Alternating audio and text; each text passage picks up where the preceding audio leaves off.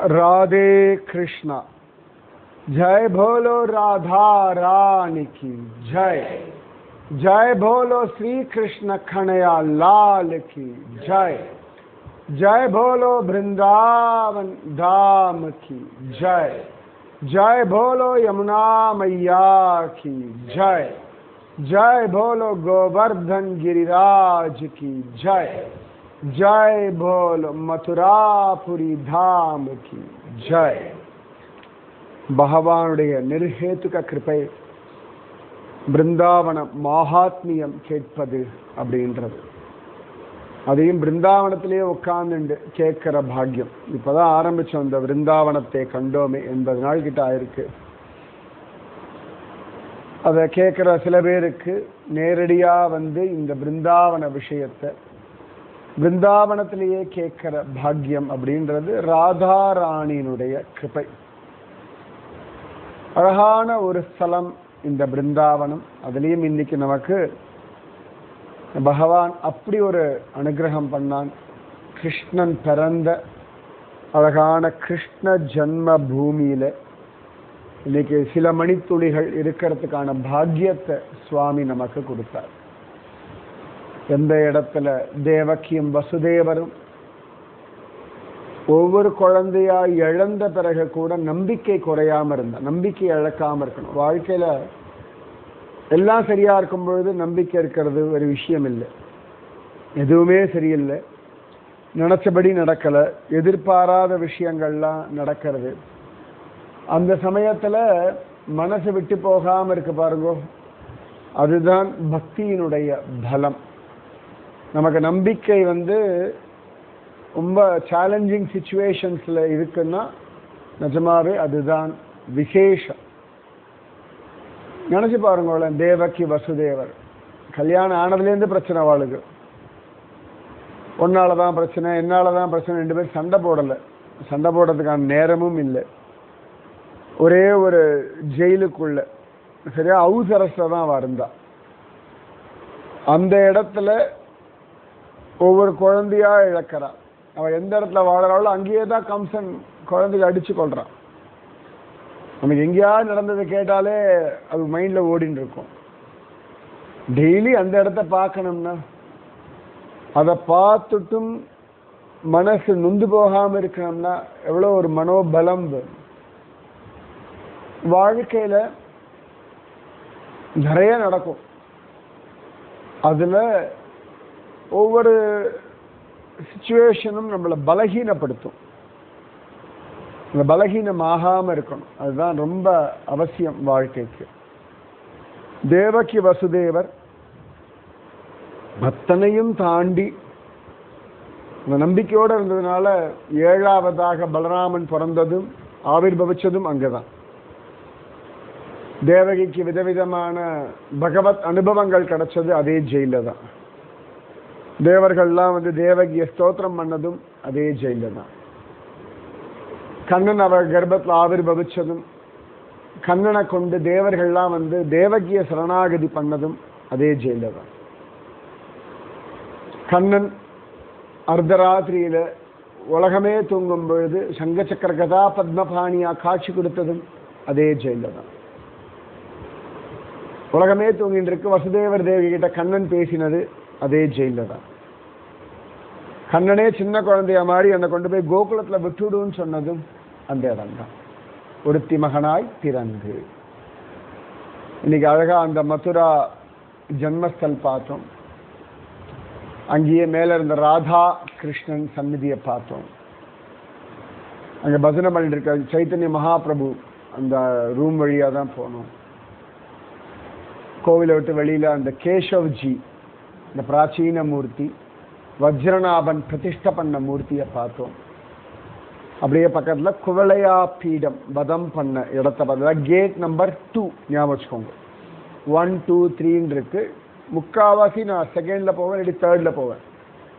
இத்தனை வருஷத்துல ஒரே ஒரு தடவை தான் ஃபர்ஸ்ட் கேட் வழியா போயிருக்கேன், மெயின் என்ட்ரன்ஸ் வழியா. ஏன்னா அதுக்கு வண்டி எங்கேயோ நிறுத்திட்டு நம்ம எங்கேயோ நடக்கும். ஸோ யாராவது கேட்டால் செகண்ட் கேட் ஞாபகம் வச்சுக்கோங்க நீங்களும். குவளையா பீடம் வதம் பண்ண இடத்த பார்த்தோம், லஸ்ஸி குடித்தோம். கசி குடிக்கிற சமயத்தில் அங்கேருந்து எட்டி அந்த பவித்திர குண்டு, போத்ரா குண்டு, தேவகி எங்கே குளிப்பாளோ எங்கே ட்ரெஸ் எல்லாம் துவைப்பாளோ அந்த இடத்த பார்த்தோம், பவித்திர குண்டை பார்த்தோம்.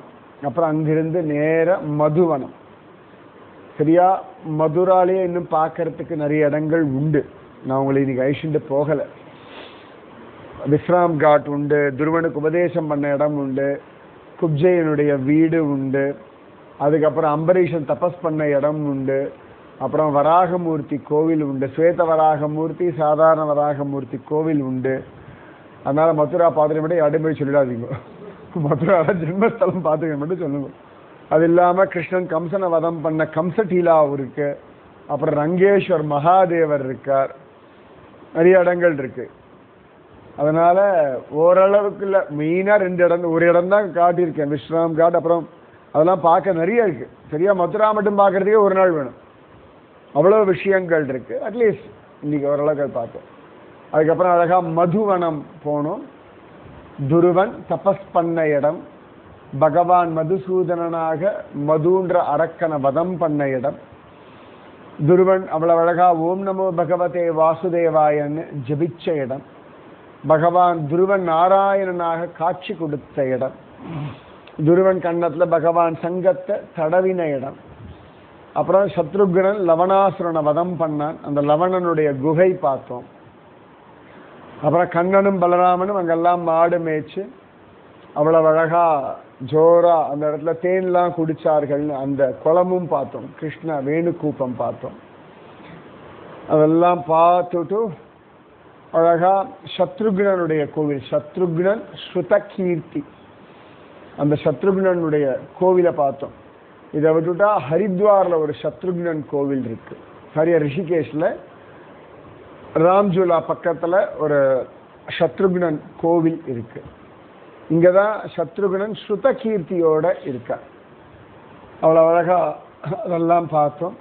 அப்புறமா அங்கிருந்து நேர கோகுலம் போனோம், மகாவனம். மகாவனத்துல நம்ம அழகா 84 கம்பா 84 தூண்கள் உடைய நந்தகோபருடைய திருமாளிகை பார்த்தோம். நல்லா 2 பேரும் யார் அது அப்படின்னு சந்தேகத்தோடயே பார்ப்போம். யசோதி நந்தகோபுரம் எனக்கு எப்போ பார்த்தாலும் தோணும், அந்த யசோத நந்தகோபுரம் நம்ம எல்லாம் வந்து ஒரு அசுரன் மாதிரியே பார்ப்பா. பூதனாவோ சகடாசுரனோ திருநாவர்த்தனோ, ஏன்னா கிருஷ்ணன் கிளம்புற வரைக்கும் மாற்றி மாற்றி அசுரா வந்ததுனால எப்பொழுதுமே ஒரு சஸ்பீஷியஸாகவே பார்த்துட்டு இருப்பேன். எனக்கு எப்பவுமே தோணும், இன்னி வரைக்கும் கூட அதே அந்த ஒரு சந்தேகத்தோடையே பார்ப்பா. அந்த யசோதா நந்தகோபர் பக்கத்திலே கருப்பா பலராமனை பார்த்தோம். யூஸ்வலா பலராமன் வெளுப்புன்னு சொல்லுவோம் இல்லையா.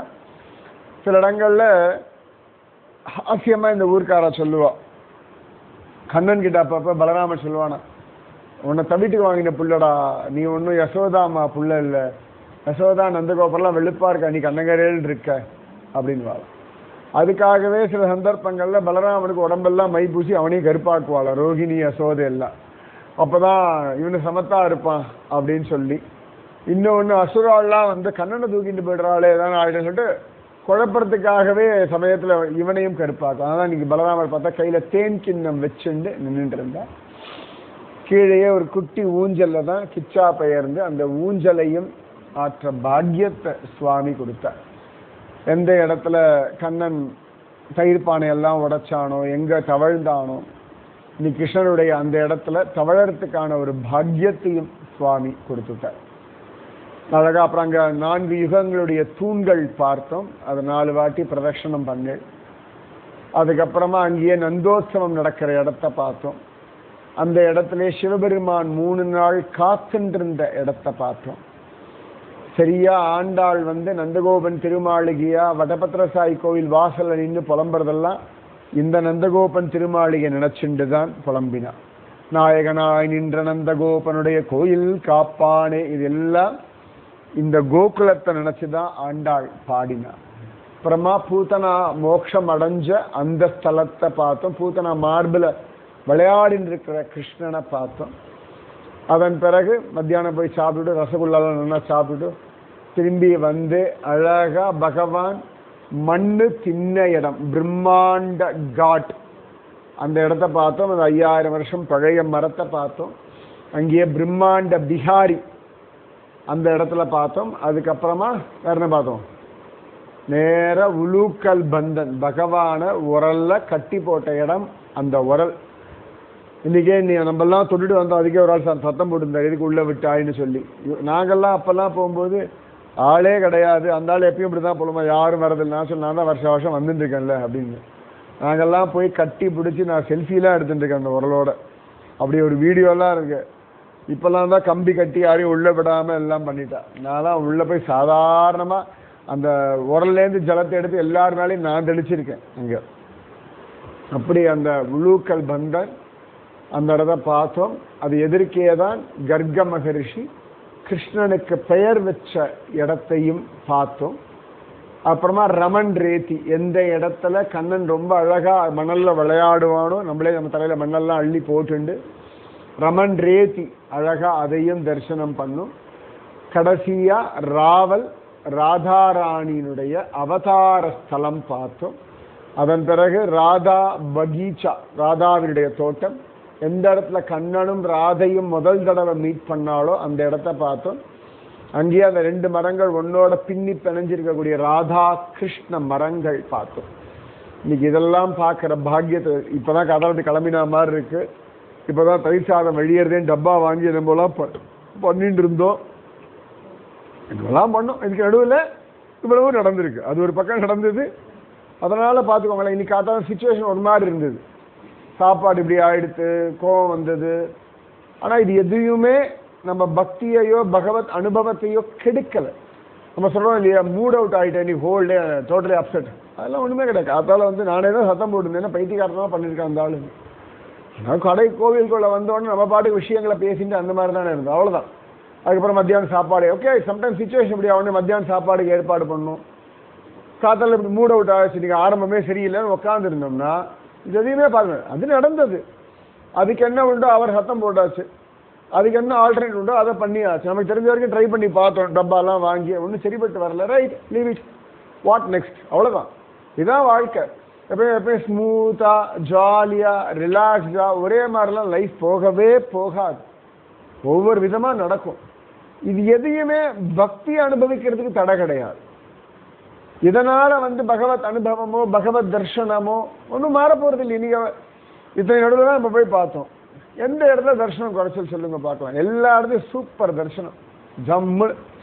இன்னைக்கு காத்தால் நடந்ததுக்கு அந்த மூட் ஆஃப் ஆனதுக்கு இப்போ சொன்னோட ஓ ஆமா அப்படி ஞாபகம் வருது. இப்போ காத்தால் மூட் ஆஃப் சாயங்காலம் சாப்பிடாம நம்ம சேர்த்து வச்சு நல்லா தான் சாப்பிட்டோம், வெரைட்டியாக மெனு போட்டு தான் சாப்பிட்டோம். நல்லா ஞாபகம். எப்பொழுதும் ஏதாவது ஒரு விஷயம் நடக்கிறது சரியில்லை தப்பா, ஓகே சம்மந்தப்பட்டவரோட பேசுங்க, அவ்வளோதான். அதை கேரி ஃபார்வர்ட் போயிட்டே இருந்தோம்னா லைஃப்ல ஹாப்பினஸ் கிடையாது. இன்னைக்கு ப்ராக்டிக்கல் எக்ஸ்பீரியன்ஸ் உங்களுக்கு. இப்போ நான் சொல்லும்போது ஓகே ஒரு இன்ஃபர்மேஷன் நீங்கள் தானே எல்லாம் பார்த்துதான் நம்மள தான். ஆனால் லைஃப் இப்படி தான் இருக்கும், இது இப்படி தான். இதனால ஒரு ஹோல் டே டிஸ்டர்ப் ஆகிறதுக்குலாம் அவசியம் இல்லை. அதான் சொல்ல வரேன். ஹோல் டே டிஸ்டர்ப் ஆகிற அவசியமே இல்லை. சரி நாளை காத்தால இவரோட சொல்லியாச்சு, மெனுவெல்லாம் சொல்லியாச்சு, நாளை காத்தால மெனு மத்தியானம் மெனுவெல்லாம் சொல்லிட்டேன் நான். அப்போ வாழ்க்கையில் எல்லாமே இப்படிதான் நடந்துட்டு இருக்கு. ஒவ்வொன்றத்தையா மனசுல அப்படி ஏற்றிண்டு பாரமா அலையறதுக்கு அவசியம் இல்லை.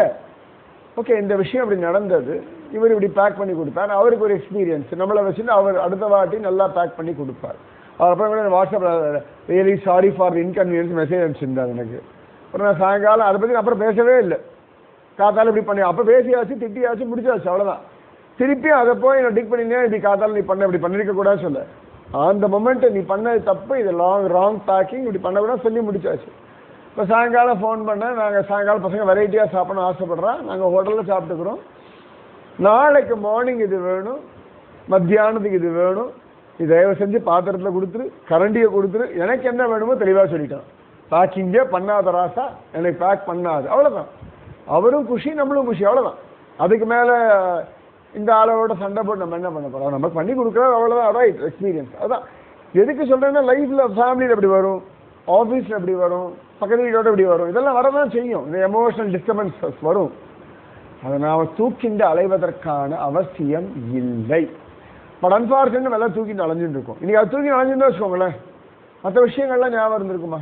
ஒன்று அது நடந்து ஒரு 3/4 மணி நேரம் சுகமாக லசி குடிச்சவன் மறந்துட்டு சாயங்காலம் கூட இல்லையே.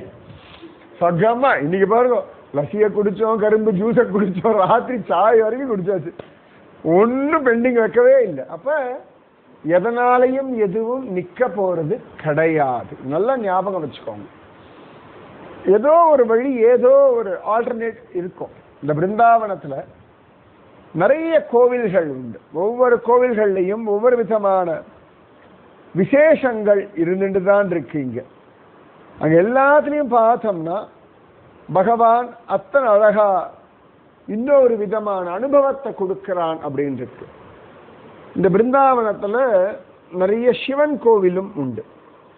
அஷ்டதிக்பாலர்கள் மாதிரி மதுராவுக்கு ஒரு சிவபெருமான் உண்டு, கோகுலத்துக்கு ஒரு சிவபெருமான் உண்டு, நந்தகாவுக்கு ஒரு சிவபெருமான் உண்டு, நந்தேஸ்வரன்னு பேரு. நீங்க நம்ம கோகுலத்துல ஒரு ஒரு சிவபெருமான் கோவிலை பார்த்தோம். அங்கேயே பார்த்தா சிந்தாஹரன் மகாதேவ், அந்த கோவில் நாம இன்னைக்கு போகல, அங்க ஒரு கோவில் உண்டு. ஸோ இந்த பிருந்தாவனத்திலேயே கோபேஸ்வர் மகாதேவர், நம்ம நாளைக்கு அவரை பார்த்துவோம். நாளைக்கு பிருந்தாவனத்துல தான் அவரை போய் பார்க்க போறோம். கோபேஸ்வர் மகாதேவர் கோவில். ராதா மதன் மோகன் அப்படின்னு சொல்லிட்டு ஒரு கிருஷ்ணன், ஏற்கனவே நான் இந்த பிருந்தாவன விஷயங்கள் சொல்லும்போது சொல்லியிருக்கேன். ராதா மதன் மோகன், சனாதன கோஸ்வாமி பூஜை பண்ணிட்டு இருந்த கிருஷ்ணன். அவர் அந்த ராதா மதன் மோகன் கோவில் பக்கத்துல தான் அவருடைய பஜன் குட்டீரம் இருந்தது. ஒரு ஸ்திதியில அவர் டெய்லி போய் இந்த கோபேஸ்வரை போய் தரிசனம் பண்ணிட்டு இருப்பார். அவர் நல்ல ப்ராம்ப்ட் ஸ்ரீ வைஷ்ணவர், அவர் கௌடிய வைஷ்ணவர், நல்ல கிருஷ்ண பக்தி உண்டு. எப்பொழுதுமே அந்த லீலாஸ்தலங்கள்ல இருக்கக்கூடிய சிவபெருமானை போய் தரிசனம் பண்றது ஒரு வழக்கம் உண்டு. இன்னைக்கும் கோவர்தனகிரி பரிக்கிரமா மார்க்கத்துல சக்லேஸ்வர் மகாதேவர் அப்படின்னு சொல்லிட்டு ஒருத்தர் உண்டு. அங்க சனாதன கோஸ்வாமியுடைய ஒரு பஜன் குட்டீர் உண்டு. அந்த இடத்துல பார்த்தோம்னா சனாதன கோஸ்வாமி உட்கார, நிறைய கொசு மொய்க்கிறவர். அவர் பார்க்குற ரொம்ப கொசு மொய்க்கிறது, நமக்கு பஜனைக்கெல்லாம் இடைஞ்சலா இருக்கு, இடத்த மாற்றிடலான்னு கிளம்புறார், எழுதுறதுக்கெல்லாம் டிஸ்டர்பன்ஸா இருக்குன்னு. அப்ப ஒரு வயசான ஒரு பிராமணர் சொல்றார், இன்னைக்கு ஒரே ஒரு நாள் தங்கி பாருப்பா, கொசு வந்ததுன்னா நீ நாளைக்கு போயிடு, இல்லாட்டி இன்னைக்கு ஒரு நாள் தங்கி பாரு. சரி நீங்க சொல்லலும் தங்குறேன்ற. பார்த்தா அன்னைக்கு நைட்டு கொசு வரல. அதுக்கப்புறம் அவருக்கு அங்கே கொசுவே வரல. அவருக்கு அதிசயமா போயிடுறது. அது எப்படி கொசு வரதானே கலவரடி கொசு வராமல் இருக்கும். அப்புறம் பார்த்தா அங்க இருந்த சிவபெருமான், இவர் டெய்லி பண்ற பஜனை, இவர் எழுதுற ராதாகிருஷ்ண விஷயங்கள் அனுபவிக்கிறதுனால இவர் கிளம்பி போயிட்டாரே, எனக்கு அந்த அனுபவம் கிடைக்காது. அதனால என்னடா நான் சிவபெருமான் உட்காந்து கொசு ஓட்டிட்டு இருந்தாராம் இவருக்காக. ஏன்னா பக்தனுக்கு இடைஞ்சல்கள் வந்துடா, அது சரி பண்றதுக்குன்னு சிவபெருமான் எல்லாரும் காத்துன்னு இருக்கா. அப்ப அந்த மாதிரி சக்லேஸ்வர் மகாதேவர்னு சொல்லி கோவர்தனகிரி பரிக்கிரமால மானசி கங்கா கரையில உண்டு. அந்த மாதிரி இந்த பிருந்தாவனத்துல கோபேஸ்வரர் அழகா சிவபெருமான் கோபி பாவத்துல சிவானி அப்படின்ற பெயரோட நித்தியம் சந்தியா காலத்துல கோபி வேஷம் போட்டுப்பார். சிவலிங்கத்துக்கு மார்னிங் சிவலிங்கமா இருப்பார், ஈவினிங் பாயாத்துனா அப்படி கையெல்லாம் அப்படி வச்சுட்டு லிப்ஸ்டிக்லாம் இட்டுண்டு மூக்குல புல்லாக்கெல்லாம் போட்டுண்டு, நிஜமாவே இப்படி கூட ஒரு சிவலிங்கம் உண்டா அப்படின்னு சொன்னேன். நிஜமாவே அந்த சிவலிங்கத்து அகமுடையாருக்கெல்லாம் சுத்தி வர புடவை கட்டிடுவான். டக்குன்னு பார்த்தா அந்த நாட்டியம் ஆடுறவாள் கை வச்சு இப்படி உட்காந்துருப்பா இல்லையா, அந்த போஸ்ட்ல அந்த சிவலிங்கம் இருக்கும். கோபேஸ்வர் மகாதேவர்னு பேர். அப்ப நம்ம சனாதன கோஸ்வாமி ஒவ்வொரு நாளா போற, அவருக்கு வயசாயிடுறது. வயசானாலும் அந்த நியமத்தை விட மாட்டேங்க. இப்பயாவது நிறைய வண்டி இருக்கு, நிறைய வீடுகள், கோவில்கள், ஆசிரமம். சனாதன கோஸ்வாமி எல்லாம் வந்த சமயத்துல இங்கெல்லாம் ஒண்ணுமே கிடையாது. ஆனா அவர் டெய்லி வயசான காலத்தை கூட இப்படி, நம்ம கூட இன்னைக்கு ஒல்லியா ஒருத்தரை பார்த்தோமே, அந்த மாதிரி ஒல்லியா ஆயாச்சு சனாதன கோஸ்வாமி. உடம்புல எலும்பை சுத்தி அந்த தோல் போத்திருக்கு, அவ்வளவுதான், சதையெல்லாம் ஒன்றும் கிடையாது. தேமேன்னு இருப்பார். ஆனாலும் அப்படி பொறுமையா நடந்து டெய்லி போய் அந்த கோபேஸ்வரரை பார்ப்பார். டெய்லி போயிட்டு இருக்கார். ஒரு நாள் சிவபெருமான் சொப்பனத்துல வந்துட்டார். நீ எதுக்கு இப்படி வயசான காலத்துல அலையிறாய்? அவர் சொல்றார், இவ்வளவு நாள் நான் இங்க இருக்கேன், இந்த பிருந்தாவனத்தை நீங்க காப்பாத்தின்னு இருக்க, நித்தியம் சாயங்காலம் கோபி ஆயின்னு இருக்க, எவ்வளவு பெரிய விஷயம். உங்களை வந்து தரிசனம் பண்றது என் பாக்கியம் அப்படின்றார். அவர் சொல்றார், ஆனா நீ இப்படி அலையிறது எனக்கு பிடிக்கல. அவர் சொல்றார், உடம்பு இருக்கு அப்படி நடக்க வேண்டியது தானே, என்ன இப்ப உங்களை பார்க்கறதுனால என்ன கஷ்டம் வந்துட போறது. அப்ப சிவபெருமான் சொல்றார், சரி இனிமேல் நீ அலைய வேண்டாம், உனக்காக உன் பஜன் குட்டீர் பக்கத்திலேயே நான் வரேன் அப்படின்னு சொல்லிட்டு அடுத்த நாள் சனாதன கோஸ்வாமி எழுந்துக்கிறார். எழுந்த உடனே சிவபெருமான் இப்படி சொன்னாரேன்னு சொல்லி தன் பஜன் குட்டீர் பக்கத்துல போய் பார்க்கிற, அங்க ஒரு சிவலிங்கம் ஸ்வயம்புவா ஆவிர்பவிச்சுடுது. பன்கண்டி பன்கண்டி மகாதேவ் அப்படின்னு அவருக்கு பெயர். சனாதன கோஸ்வாமி அழறார், இவ்வளவு காருண்யமா. அது நம்முடைய பக்தியை நாம பண்ணிட்டே இருந்தோம் வச்சுக்கோங்களேன், என்னென்ன உண்டோ தானா நடக்கும். நம்ம அதுக்காக சிரமப்படவே வேண்டாம். இன்னைக்கே காத்தாலே பேக்கிங் ஒழுங்கா இல்லை, சாப்பாடெல்லாம் போயிடுச்சு. ஆனா பகவான் வேற ஒருத்தர் ஏற்பாடு பண்ணி வச்சு, நான் ஃபோன் பண்ணியாச்சு, ஒரு பிரஜவாசி அவாத்துல சமையல் சாப்பாடு, ஏன்னா நான் எப்பயும் அங்கதான் சாப்பிடுவோம், இந்த வாட்டி தான் ஸ்கிப் பண்ணினேன், ஆனாலும் அது பகவானுக்கு ஒத்துக்கல. இதான் உண்மையா. சரி ரைட், அங்கேயே சாப்பிட்டுருவோம் அப்படின்னு சொல்லிட்டு அந்த இடத்துல இன்னைக்கு அந்த பிரஜவாசி அந்த பசங்கள்லாம் நமக்கு பரிமாற, அந்த குண்டு பையன்லாம் சிஏ படிச்சுட்டு இருக்கான். அவரோட மூத்த பையன் பெரிய லெவல்ல படிச்சுட்டு எங்கேயோ ப்ரொஃபஸரா எங்கேயோ இருக்கான், இல்லாட்டி கவர்மெண்ட் இதுல எங்கேயோ ஜபல்பூர்ல இருக்கான். இன்னொருத்தன் வேற ஏதோ, எல்லாரும் நல்ல லெவல்ல படிச்சிருக்கா. அவளுக்கெல்லாம் இந்த நந்தகோபருடைய கோவில் இருக்கு இல்லையா, அங்க முறையெல்லாம் உண்டு அவருக்கு. நம்ம யார் வீட்டில் சாப்பிட்டோமோ, நீ நமக்கு ஒருத்தர் உட்காந்து விஷயம்லாம் சொல்லி ஜூலா ஆட்ட சொன்னார் இல்லையா, அந்த மாதிரி இவருக்கு ஒரு முறை உண்டு. அங்க நீ நமக்கு பரிமாறினவரெல்லாம் அந்த மாதிரி நந்தகோபருடைய இதுக்கு கைங்கரியம் பண்றவர். ஒரு விதத்துல பார்த்தா அந்த லோக்கல் ஏரியால ஒரு எம்சி மாதிரி அவர், அந்த மெம்பர் ஆஃப் கவுன்சிலர் மாதிரி அவருக்கு அந்த இடத்துல ஒரு பிக் ஷாட் அவர், நம்ம இன்னைக்கு போனவர். ஆனா சாதாரணமா வந்து பழகிட்டு இருந்தான்னா அவளுக்கு பக்தர்கள் தான் பிராதான்யம், அவ்வளவு ஒரு சந்தோஷம் அவளுக்கு. ஒரு போன வாட்டி வந்த கூட நான் அவருக்கு நம்ம சவுத் இந்தியாவிலே நம்ம கூட பார்டருக்கு வேஷ்டி கொண்டு கொடுத்தோம், அவ்வளவு சந்தோஷம் அவருக்கு. அவருக்கு அத்தனை சந்தோஷம். அவளுக்கு இந்த மாதிரி பார்டர் கிடைக்காது, சொன்னால் நல்லா அந்த டிசைன்லாம் போட்டிருக்க மாதிரி நம்ம south Indian green and red பார்டர்லாம் அவ்வளவு சந்தோஷம் அவருக்கு. அப்ப பகவான் எங்கேயோ ஒன்று ஏற்பாடு பண்ணி வச்சிருக்கானே. 10:30 மணிக்கு நான் சொல்லியிருக்கேன், 1:30 மணிக்கு நமக்கு சாப்பாடு ரெடி. அங்கே திடீர்னு 20 பேருக்கு ஏற்கனவே அவருக்கு 2 பஸ் ஆட்கள் வந்துட்டு போயிருக்கா. கரெக்டாக நம்ம போகும்பொழுது அவள் பஸ்ஸோட ஆட்கள் போகிறா, அப்புறம் அந்த 2 பஸ்ஸும் அவர் வீட்டுக்கு வந்துட்டு போகிற ஆள் தான். அதுக்கப்புறமா தான் நாம போனோம். அப்போ ஏதோ ஒரு ஆல்டர்னேட் லைஃப்ல உண்டு, எதுவுமே அதோட முடிய போறது இல்லை. இந்த இடத்துல ஒரு தடசம் வர்றது அப்படின்னா இன்னொரு இடத்துல வேற ஏதோ ஒரு ஓப்பனிங் உண்டு. லைஃபே அப்படிதான், எதுவும் முடிய போறதே கிடையவே கிடையாது. எல்லாத்துக்குமே இதுக்கு பதில் உலகம் கொடுத்துட்டே இருக்கும், வாழ்க்கையில எல்லாம் கிடைச்சிட்டு தான் இருக்கும். அப்ப சனாதன கோஸ்வாமி ரொம்ப சந்தோஷப்பட்டார். அந்த மங்கண்டி மகாதேவரை டெய்லி போய் அவர் நமஸ்காரம் பண்ணிட்டு இருந்தார் அப்படின்னு காண கிடைக்கிறது. நாளைக்கு தான் உங்களோட தான் வந்து நான் அவரை பார்க்கணும். நானே அவரை பார்த்தது இல்லை. நான் சொன்ன பிருந்தாவனோட வந்திருக்கேன்ற இல்லையா, இது வரைக்கும் அவரை நான் போய் தரிசனம் பண்ணதே கிடையாது. இந்த பன்கண்டி மகாதேவர் நாளைக்கோ உங்களோட தான் வந்து பார்க்கணும். அதான் சொன்ன, பிருந்தாவனம் எப்போ பார்த்தாலும் ப்ளசன்ட் சர்ப்ரைஸ் தான் எனக்கு. பிருந்தாவனம்னு இல்லை, எத்தனையோ கோவில்கள் போயிருக்கேன், திரும்ப போயிட்டு தான் இருக்கேன். பண்டரிபுரம் அவ்வளோ தூரம் போயாச்சு, புரி ஜெகநாதன் அவ்வளோ தூரம் போயிருக்கேன்.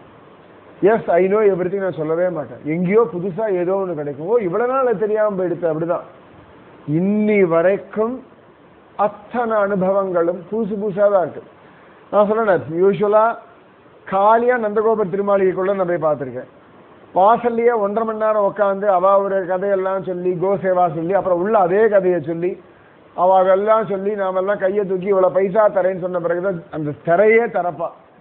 இன்னைக்கு அதெல்லாம் பேசாம திரையை திறந்தா. இப்படி பேக் சைட்ல போய் அந்த டோர்ல ஓபன் பண்ணிலாம் நான் வந்ததே கிடையாது. இப்படி வெளில போயிருக்கோமே வழி, இன்னைக்கு நாம என்ட்ரி ஆன வழியில இதுவரைக்கும் நான் இந்த நந்தகோபர் திருமாளிகைக்குள்ள போனதே கிடையாது. இதான் ஃபர்ஸ்ட் டைம். நான் கூட சொன்னேன், எங்கேயோ ஆயுஷ்மன் போறேன், அப்ப கவனிச்சுனே இருந்தேன், எங்கேயோ ஆயுஷ்மேட போறேன். ஆனா நேரம் உள்ள ஆயுஷ்மே பின்னாடி உட்கார வச்சுட்டாங்க. அங்க வெளில இருந்த கூட்டத்துக்கு இன்னைக்கு நமக்கெல்லாம் உள்ள அங்கேயே 3 மணி ஆயிருக்கும். சரியா சொல்றேன் நான் என்னோட அனுபவத்துல. ஆனா பகவான் இப்படி விதவிதமான லீலைகள் பண்ணி நமக்கு அனுகிரகம் பண்றான். யூஸ்வலா அங்க வந்து இவ்வளவு பைசா எல்லாம் பேசிட்டே இருப்பா. ஃபர்ஸ்ட் டைம் பைசாவை பத்தியே பேசாம நீங்க பாட்டுக்கு கிருஷ்ணனுடைய ஜூலா வாட்டினது இத்தனை வருஷத்துல எனக்கே இதான் முதல் தடவை. நான் அந்த நாள்லயே வந்திருக்கேன். ஆளே இல்லாம இருந்த பொழுது கூட உட்கார வச்சு திரைய போட்டு இவ்வளவு பைசா கோசேவா எல்லாம் சொல்லி முடிச்சுட்டு தான் சுவாமி தரையே திறப்பா. நான் கூட நினைச்சேன், அடடா, அதனாலேயே எனக்கு இந்த கோகுலம் போகிறதா ஒரு போர் அடிக்கும், என்னடா அது அப்படின்னு. இன்னைக்கு பார்த்தா பைசாவை பத்தி பேசவே இல்லை. யூஸ்வலா நான் உட்காந்து பாருங்க, என்னை பக்கத்துல உட்கார வச்சுன்னு அவர் எல்லாத்தையும் சொல்லி என்னை டிரான்ஸ்லேட் வேற பண்ண சொல்லுவார். நீ உன் பாஷையில டிரான்ஸ்லேட் பண்ணு, நான் ஒழுங்கா பண்ணேன்னா அவர் சொன்ன பைசாலாம் வருதா மட்டும் கவனிச்சுப்பேன். அதை நான் ஸ்கிப் பண்றேன்னா எடிட் பண்றேன்னாலாம் பார்த்துட்டுப்பேன். இன்னைக்கு அதெல்லாம் இல்லாம நான் சொன்னேன், ரைட்டு, இது ஏதோ புதுசு, இதுவும் புதுசு, அவ்வளவுதான். நான் சொன்னேன், இவ்வளவு வருஷத்துல அந்த மாதிரி அனுபவம் கிடைச்சதே கிடையாது. எனக்கு இன்னைக்கு உங்களை ஐஷன் போன அந்த உரல் தொடர்ந்து ரொம்ப ஆசையா இருந்தது. ஒத்துக்க மாட்டான்னு தெரியும், பின்னாடி கூட்டம் வருது, எல்லாம் தொட்டுட்டு தான் வரணும். இன்னைக்கு அவ்வளவு தூரம் வந்தா சட்டை எப்படி தொடாம நான் தொட்டிருக்கேன். அந்த கம்பிலாம் கிடையாது. நாங்க அந்த உரலாம் பிரதட்சணம் பண்ணிருக்கோம். அங்கேயே பிரதட்சணம் பண்ணி உருண்டு பரண்டு எல்லாம் பண்ணிட்டு தான் வந்திருக்கோம் நாங்க. அதுக்கே பின்னாடி இந்த கடைசியை பார்த்தாலும் ஒரு ஆள் வந்து சத்தம் போட்டு அதையும் திறந்து விட்டா வாழை விட்டிய வாழை, இந்த கம்பிலாம் போட்டதே கிடையாது. இப்பதான் ஃபர்ஸ்ட் டைம். எல்லாமே ஒவ்வொரு தடவையும் புதுசு புதுசான அனுபவங்கள் தான் வாழ்க்கை. அதனால எதுக்கு இவ்வளவு சொல்றேன்னா, எல்லாரும் தெரியும், நான் எல்லாம் பார்த்துட்டேன், இந்த மனுஷன் அப்படிதான், இந்த வாழ்க்கை அப்படிதான், இந்த விஷயம் அப்படித்தான்னு ஒரு நிர்ணயத்துக்கு வந்துவிடாதீங்க. எது வேணாலும் எப்ப வேணாலும் வரேன். ஏன்னா இன்னைக்கு ஆரம்பத்துல நான் கூட கேட்டேன், எதுக்கு இப்படிலாம் கம்பிலாம் போட்டு உள்ளே விடமாட்டியா அப்படின்னு. இப்பெல்லாம் விடுறது கிடையாது அப்படின்னா. ஆனா எனக்கு உள்ள போகணும்னு நினைச்சேன், பகவான் போக வச்சுட்டான். அத்தனை நமக்கு முன்னாடி அவ்வளவு பஸ் வந்துட்டு போயிருக்கு, யாரும் உள்ள விடல, நமக்கு மட்டும் விட்டுருக்கான். ஸோ நமக்கு என்ன வேணுமோ அதை ஃபோக்கஸ் பண்ணா போதும். இவருக்கு டெய்லி போய் பகவானை பார்க்கணும்னு இருந்த சிவபெருமான அவர் நான் வரேன் அந்த பன்கண்டி மகாதேவர் வந்துட்டார் அப்படின்னா, உங்களுக்கு என்ன தேவையோ சுவாமி கிட்ட கேளுங்க. அது எப்படி நடத்தணுமோ அது சுவாமி நடத்தி கொடுப்பார். சரியா? ராதே கிருஷ்ணா. பன்கண்டி மகாதேவர் அப்படின்னு பெயர். ராதே கிருஷ்ணா கிருஷ்ணா ராதே, ராதே கிருஷ்ணா கிருஷ்ணா ராதே, ராதே கிருஷ்ணா கிருஷ்ணா ராதே, ராதே கிருஷ்ணா கிருஷ்ணா ராதே. जय बोलो राधा रानी की जय, जय बोलो श्री कृष्ण कन्हैया लाल की जय, जय बोलो वृंदावन धाम की जय, जय बोलो यमुना मैया की जय, जय बोलो गोवर्धन गिरिराज की जय, जय बोलो आज की आनंद की जय. राधे कृष्णा.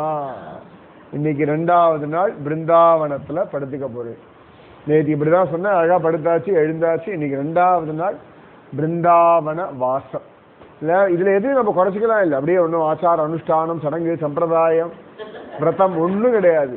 கிடைக்கிற இடத்துல எல்லாம் லசி கரும்பு ஜூஸ் என்னெல்லாம் உண்டோ எல்லாம் சாப்பிட்டு இருக்கோம். பார்க்கறதெல்லாம் நிறைய பார்க்கறதுக்கு நிறைய சாப்பிட்றதுக்கும் இருக்கு. ராதே கிருஷ்ணா.